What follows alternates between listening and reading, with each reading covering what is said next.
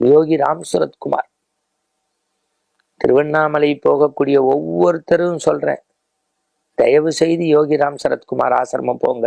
பிற்காலத்துல இல்லாட்டி வருத்தப்படுவீங்க. நம்ம இவ்வளவு ஆரோக்கியமா இருக்கும் போதே இப்படிப்பட்ட ஒரு தவ மண்ணுக்கு நம்ம போலேன்னு.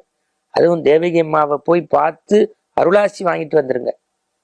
நான் உங்களில் குடும்பத்தில் ஒருத்தனா இந்த ஸ்ரீ சங்கரால சொல்றேன்.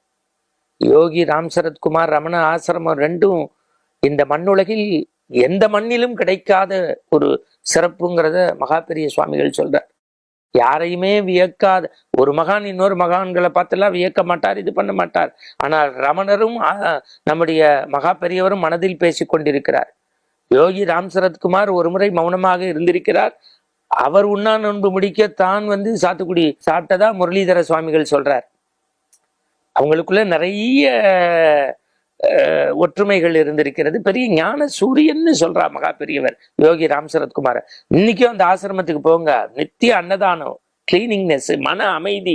அப்படியே யோகி ராம் சரத்குமார்ஜி கொடுக்கக்கூடிய அருளாட்சி, அந்த ஒரு கையில கோளு, ஒரு விசிறி மட்டை, ஒரு சரட்டை, பச்சை துண்டு, தன்னை பெக்கர் பிச்சைக்காரன் என்று சொல்லக்கூடிய அருளாசியை இந்த மண்ணுக்கு வாரி வாரி வாரி வாரி வாரி வழங்கக்கூடிய வள்ளல். அந்த வள்ளலை பற்றி பெரியவா அப்படி பேசியிருக்கா. எதுக்கு இதை சொல்றேன்னா, இந்த இந்த இந்த எபிசோட்ல நீங்க திருவண்ணாமலை போனா கிடுகிடுன்னு போறோம், கிரிவலம் வரணும் இல்ல, ரமணாசிரமத்துல போய் 5 நிமிஷம் உட்காருங்க. யோகி ராம் சரத்குமார் இடத்துக்கு போங்க.